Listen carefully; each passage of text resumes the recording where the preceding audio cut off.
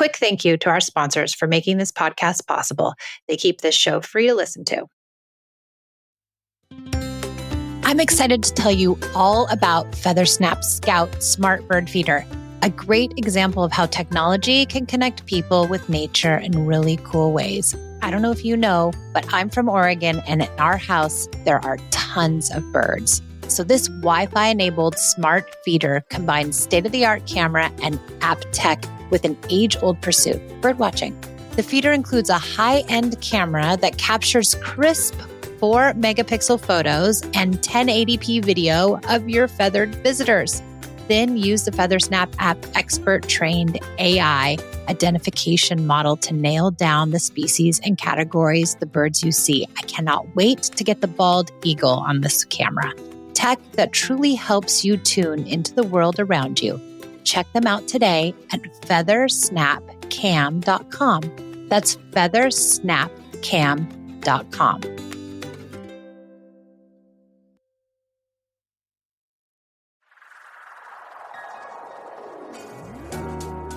Hi, I'm Michelle, a mother of 2 teens. 13 years ago, I traded in punishments and rewards for connection.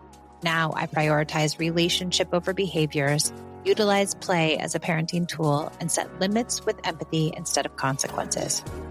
Each week, I share my journey and interview clients, experts, and followers.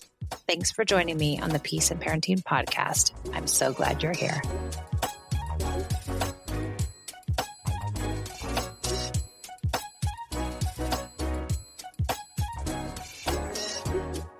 Welcome to the Peace and Parenting podcast. I'm Michelle, and I have a lovely guest who is one of my Instagram followers who has a good question about her lovely daughter. So Danielle, welcome to the show. Tell us a little bit about yourself.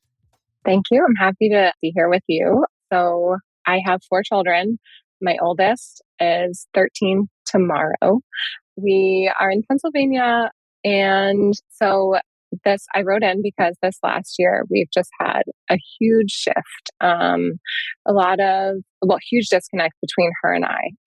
She used to be my best friend, and this year, and I get when you get to a certain age, you don't need your mom as much, and I understand that, but just a lot of pushing boundaries, a lot of lying, just not behaviors that we are used to. And so as a listener of your podcast, I try so hard to come from a place of understanding and not from a place of punishment.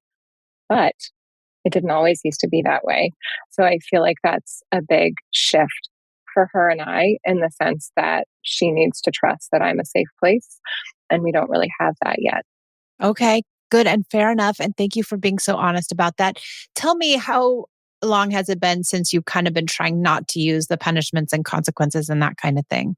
6 months. So when things kind of hit the fan, I was like, something has to change. Yeah. And I've been reading a lot of books, listening to podcasts and everything like that.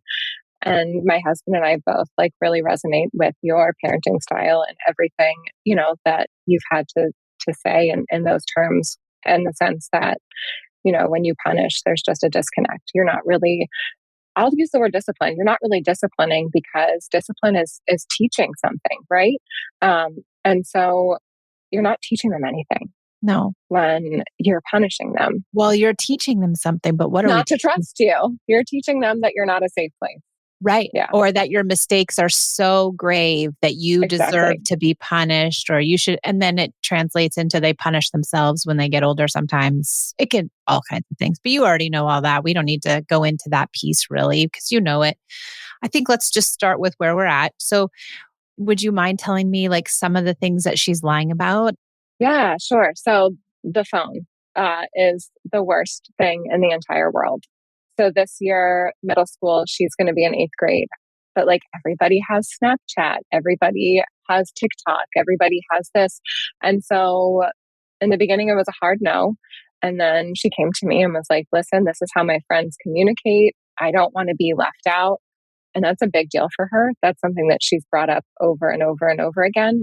She wants to be normal. Those are her words. And so I caved, and it was horrible. There was like bullying on Snapchat from other people. She wasn't telling me about it, but internalizing a lot of these things.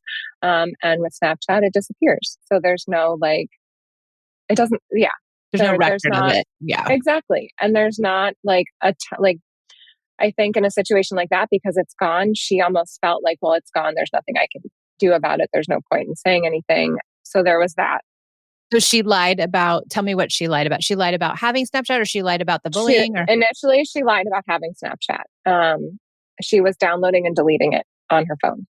And so, we have a rule at night at 9:30, you plug your phone in and it stays there on the counter. We don't do phones in the bedroom. And so she was downloading, deleting it one night, forgot to delete it. And it was notifications like coming through.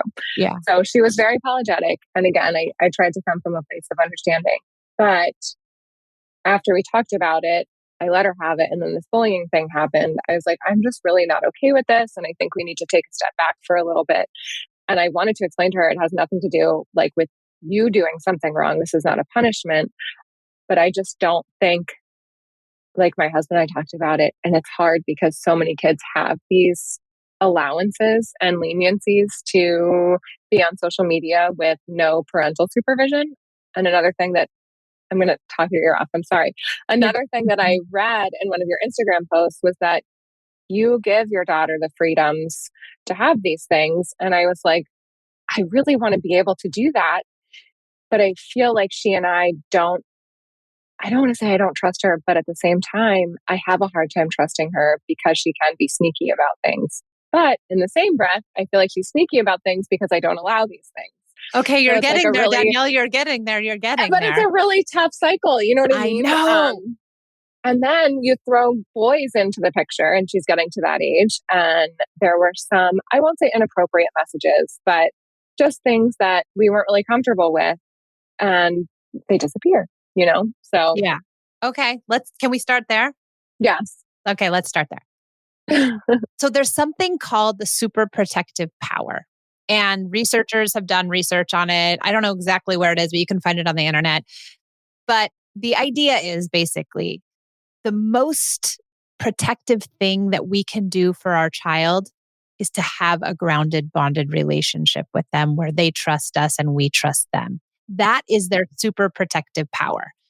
Taking Snapchat away or giving Snapchat or having rules on the phone or not having rules on the phone or having curfew, or those things are great. They're boundaries. But more important than those things is the relationship. Right. So I think if we can just say like, okay, that is our goal, is to get the relationship in the best place we can possibly get the relationship, the other stuff will come. Yeah. Snapchat and TikTok and all these things that, listen, none of us like it. I It's know. not the way we want to raise our kids. It's not what we believe in. They are not our values.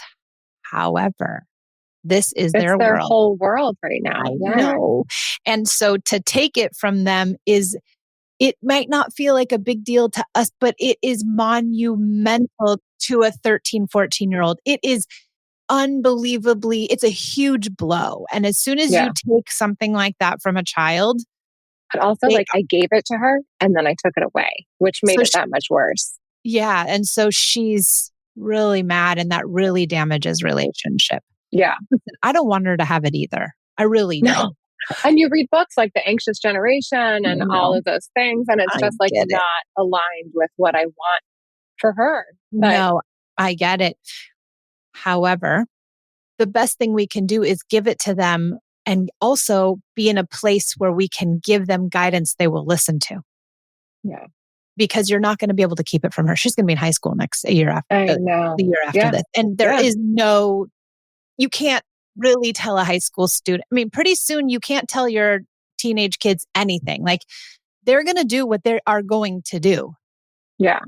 Well, things are just going to be so much worse now. And, and like, I don't respect you now. I'm really not going to respect you. And I'm like, I get that, like, fully and wholeheartedly. And I get really stuck in a place of like wanting to keep her safe. So I was given no rules and boundaries when I was growing up, like nothing. I lived in Manhattan. on the Upper West Side and got into like a lot of trouble. Looking back, I'm very grateful to be alive. Yeah, And it was like, the late 90s, and we did whatever we wanted to. totally. And so I think that I come from a place of like, well, if I'm involved and if I set rules and if I set boundaries, she won't make those same mistakes that I did. Obviously, the rational part of my brain knows that that's not true, but it's really hard not to parent like that. Yeah. And I think if you can reflect on your childhood just a little bit deeper and say, if your parents didn't have rules and boundaries, but they were highly connected to you and involved in your life, Yeah.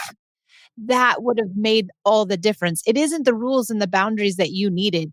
You needed connection. Connection. Yeah. 100%. Absolutely. You were just left to run amok. Yeah. Right. And lots of people who criticize this type of parenting, they use that analogy. Well, I wasn't given any rules. Some people, right? If they grew up like that, I wasn't given any rules and boundaries, and so therefore, peaceful parenting doesn't work because it doesn't have any rules and boundaries, and it just lets you do what you want. But it isn't the rules and boundaries that keep us safe. It's the relationship that keeps us safe. So your primary Yeah. job right now with her is to build relationship at every possible turn you can. But how do I do that when she is pushing me away? So Yeah. in the last 6 months, I'm not allowed to hug her anymore, which is like a huge thing. And I understand it's a personal boundary and something that she's doing for control. But even little Yeah. things like, kiddo, you want to go for a walk or do you want to play a game? No, no, I'm okay. She's mad at you. Yeah. She's mad at you. Yeah. So we're going to try to get her not mad at you, right? Yeah. We're going to give her TikTok back. Was it TikTok or Snapchat or whatever? Oh, Okay, oh, we're going to give her both of those back. And when we do, we're going to have a conversation like, hey, these things, we're giving you these things because we totally trust you. If something goes awry, please tell us as soon as you can so that we can help you out of it. yeah. Nobody should be bullying you. Nobody should be talking to you unkindly. The other piece with bullying and that some of the stuff that happens socially, part of it is growing pains and learning how Sure. to navigate your social situation. I'm not, condoning bullying by any means. Oh, of course. I hear you. But, I remember Julie Peterson wrote icky notes about me and I saw Yeah. them on the ground and got them. And she said that I had a fat head and like all this stuff. And it was like, you could consider that bullying. Totally. It Totally. happens. And so Yeah. you cannot prevent them from experiencing some of these teenage things. But what we can do is be there for them and be their supportive person and say, oh my God, that's horrible. I can't believe she said that. I'm so sorry. I want to be here with you. If they trust us enough with their feelings, Yeah. that's what we Yeah. want. But just taking things away and having rules and having boundaries isn't A, going to keep her safer, and B, is going to ruin your relationship. Yeah. Do you put time restrictions on things like social media and everything like that? Or do you give them free reign? I know it's hard, I know it's right? hard. I mean, I Yeah. want to, I used to give them time restrictions when they were littler. Now I Hmm. don't give any time. I have an 18-year-old and a 15-year-old. Right. And I just, they need to navigate it. But I always try to offer experiences with me to get them Hmm. off of their devices. My one daughter dances 20 hours a week. I don't really worry about her too much being on her devices. They are also in school 7 hours a day. Like, they, if they have a decent balanced life and you can offer connection for them and they want to be with you, that's where you want to get, it will get them also off their device more. They will rather interact interpersonally than also be on their device. Yeah. Yeah. But they need to learn to teach themselves what healthy boundaries are Sure. on Absolutely. their own. And I don't know if when we put them in there artificially, if they're learning where their line is. Yeah. We're taking a break to hear from our sponsor so I can bring this podcast to you free of charge. Hey there, if you need a little help getting your kids all the daily vitamins they need, I've got something to share that will help you as we all head back to school, and it fits easily into your morning routine. Between packing lunches, ensuring everyone's homework, and then navigating the morning hustle, getting our kids to take their vitamins can be a challenge. Well, let me introduce you to my new morning lifesaver, Little Critters Gummy Vitamins. Even my teenage daughters love them. Most kids think they're having a special treat, but I know they get all the essential nutrients their growing bodies need. It's peace of mind for me and total yum for them, even if they don't admit it. Did you know Little Critters is the pediatrician recommended kids multivitamin gummy brand? It's true. And it's the perfect stress free way to kick off the day. So why not make your mornings a little smoother? Shop Little Critters gummy vitamins now and start your school year off with a smile. Shop now at the link in the show notes. Hey there, if you need a little help getting your kids the daily vitamins they need, I've got something to share that will help you as we all head back to school, and it fits easily into your morning routine. Between packing lunches, ensuring everyone's homework, and then navigating the morning hustle, getting our kids to take their vitamins can be a challenge. Well, let me introduce you to my new morning lifesaver, Little Critters Gummy Vitamins. Even my teenage daughters love them. Most kids think they're having a special treat, but I know they get the essential nutrients their growing bodies need. It's peace of mind for me and total yum for them, even if they don't admit it. Did you know Little Critters is the pediatrician recommended kids multivitamin gummy brand? It's true. And it's the perfect stress-free way to kick off the day. So why not make your mornings a little smoother? Shop Little Critters gummy vitamins now and start your school year off with a smile. Shop now at the link in the show notes. You going through menopause or perimenopause, it can be a struggle to find comfort in our bodies. Do you experience hot flashes and low mood like I do? Now I use Hormone Harmony. Happy Mammoth, the company that created Hormone Harmony, is dedicated to making women's lives easier. And that means using only science-backed ingredients that have been proven to work for women. They make no compromise when it comes to quality, and it shows. Hormone Harmony contains science-backed herbal extracts called adaptogens. Now, here's the beauty about adaptogens. They help the body adapt to stressors, like chaotic hormonal changes that happen naturally throughout a woman's life. Hormone Harmony isn't just for menopause. Any woman with symptoms of hormonal imbalances can take it. And the biggest benefit? Feeling like myself again. That's what women mention over and over in their reviews, and there are over 17,000 reviews for Hormone Harmony. For a limited time, you can get 15% off your entire first order at happymammoth.com. Just use the code PEACE at checkout. That's happymammoth.com and use the code PEACE for 15% off today.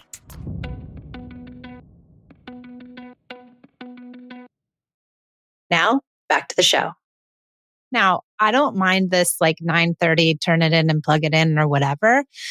Yeah. I also don't know if it's absolutely necessary. I don't know what that's doing. In my head, it's like, she's not going to get into trouble on her phone because it's plugged in downstairs. Not and I true. don't have to worry about it. I know. Not true. I She know. can get in trouble at 3 p.m.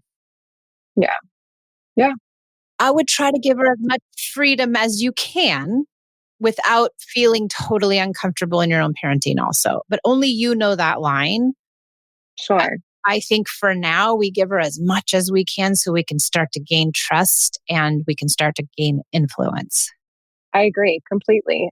It's a huge shift because a lot of the times, I'm sure as you've picked up now, I parent out of fear. I worry about, something happening that hasn't necessarily even happened yet. So I have these boundaries in place to protect her from something that may not happen.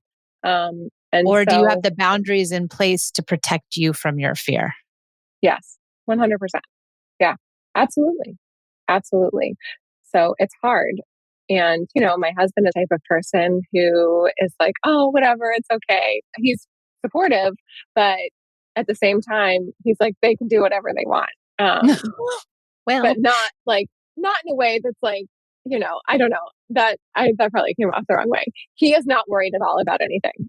So he's very much like go with the flow. And so I feel like in a way I have to compensate for his lack of worry by worrying enough for everybody. No, worrying's no good for anyone. I know. Yeah. I know. But it's tough because, my other three are younger, 7, 5, and 2. And so I feel like connecting with them when there has been a disconnect, like if, I yell or if something happens, a sibling fight or something like that, it's much easier to find connection with them. Whereas my daughter now, it's really hard to find ways to pull her out of her shell or do something that feels like connection that's simple, she doesn't really want to bake cookies with me anymore, paint our nails together. things like that. So maybe trying to just get into her world. Like, oh my gosh, tell me about what's the coolest thing you saw on TikTok today? Like I had to do my 18-year-old was in here looking for stuff for her dorm and she made me do TikToks with her today at 18. Yeah.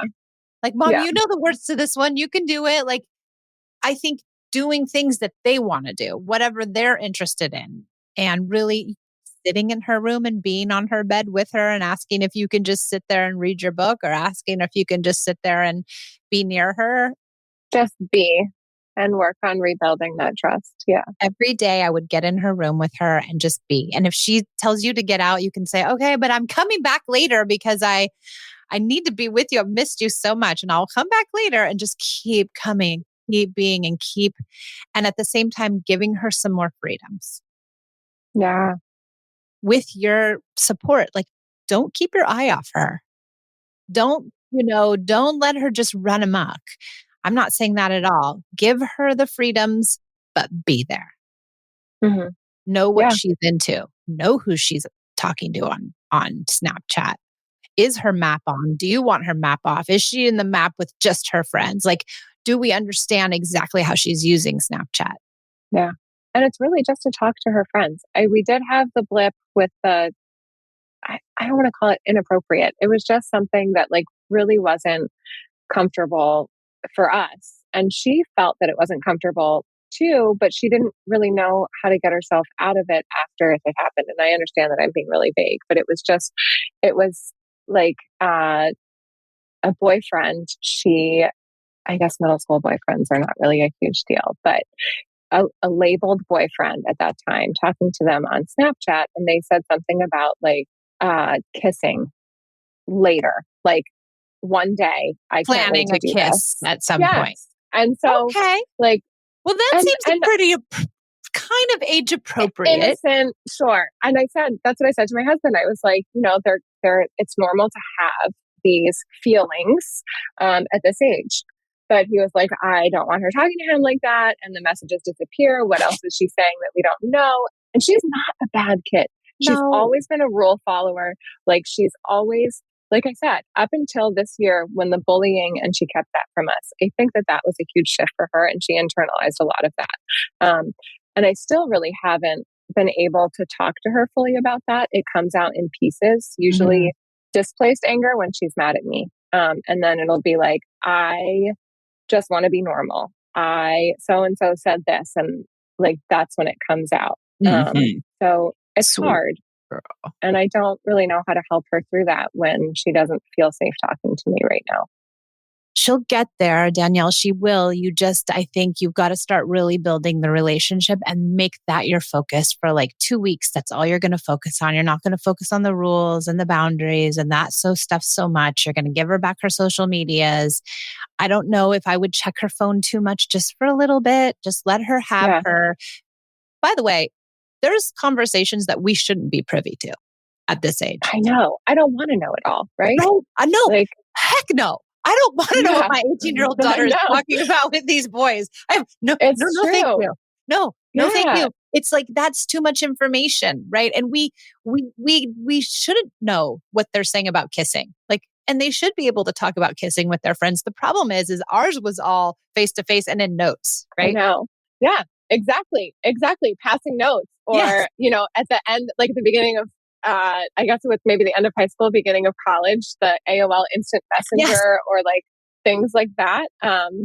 Now there's doorbell cameras and they can't even sneak out anymore.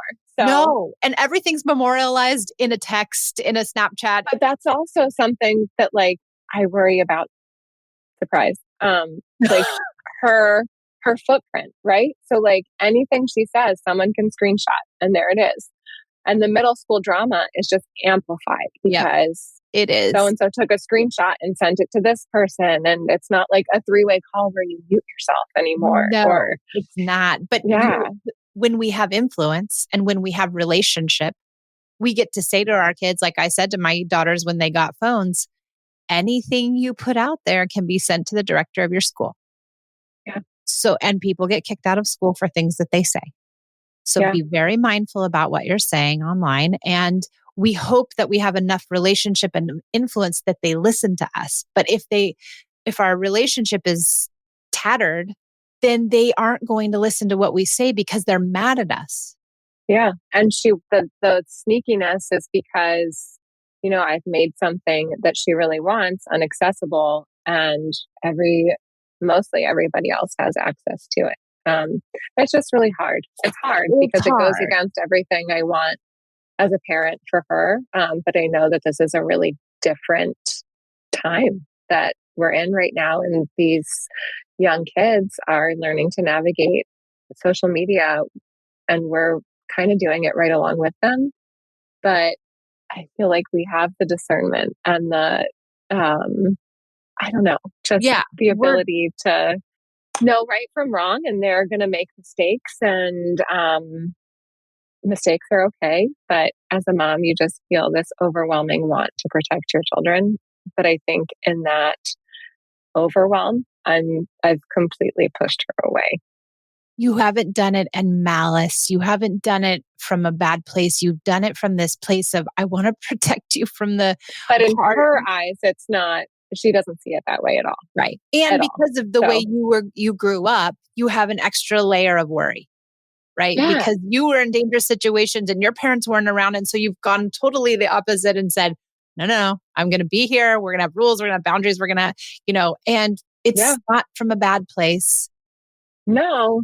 She doesn't know that, but you know that you're coming from a place of just wanting to protect her. But I think that it's hard to protect somebody in those ways, especially in this stage in their life. The best protection, again, is the relationship, because then we have influence. Yeah.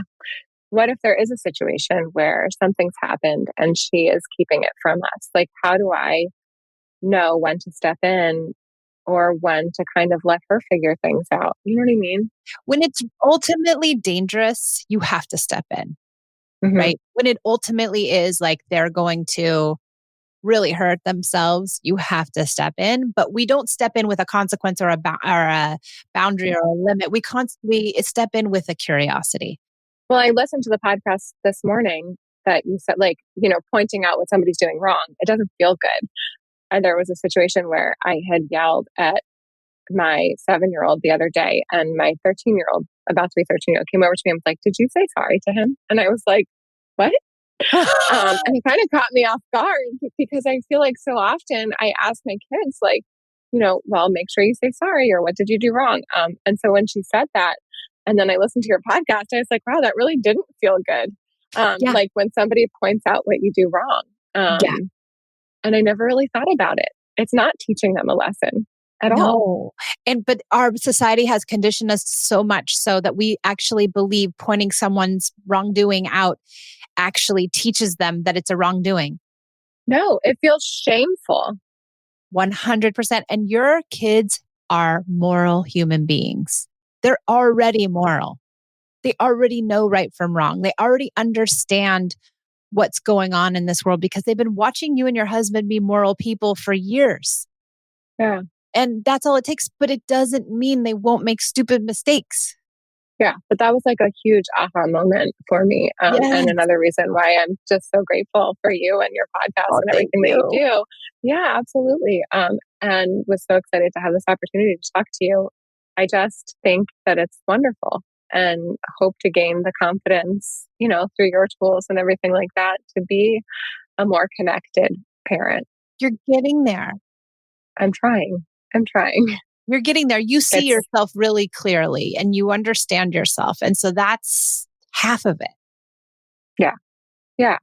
I was just really worried that I would kind of like miss the train, No way. You have, 40 more years in this relationship with her. Yeah. Yeah. Or more. I just want to be close. Like it's tough. Like I said to you, I think before we started, I told my husband, it feels like the worst breakup I've ever been through. Yeah, sweet girl. And it's tough. It's tough. She loves you though. She deeply loves you. And Danielle, she needs you. She so much needs you. She feels the breakup too, but she's not willing to sacrifice herself. Right. And so she will sacrifice your relationship for right now. And that's the type, that's her temperament. That's my Esme. Yeah. And so all you can do is really build relationship and you'll get back there. Yeah. When she says mean things, it's because she's struggling at school with social situations. It's because she wants to be normal and she doesn't feel normal. And most kids in that age don't feel normal. I didn't feel normal. I felt know. like a It's weirdo. an awkward stage anyway. And then you have it publicized for everybody to see now. Yeah. Yes, it's horrible. Yeah. And so every time she lashes out, it's her own inner turmoil. It's not you. Yeah. It is not I you. just wish that I could be the calm in her storm, right? Like, not to sound like cliche, but I just really hope that she and I can get to that place again where she can come to me instead of kind of shutting down and internalizing those things. She's going to get there, Danielle. You just got to build relationship. That's it. It's one easy job. Yeah. Yeah. And just be persistent. Yeah. Right? Don't give up. Yeah. Not no matter what she says, no matter what she does, do not give up. Do not think it's personal. Just I know. I was about to say, and don't personalize the rejection. Yeah. It's hard. It's really hard. Oh, and it's so you hard. keep offering her those hugs. She'll come around. Yeah. She'll come around. You're doing so good, actually, in all of this. You really are. I appreciate it. You love that the love that you have for your child is immeasurable. And again, I just want her to be okay. And I mean, I don't want to say selfishly, but I want a relationship with her. Of course you do. It's not worth it unless we have relationships with our kids. Why do all this? Yeah. Yeah. Yeah. Yeah.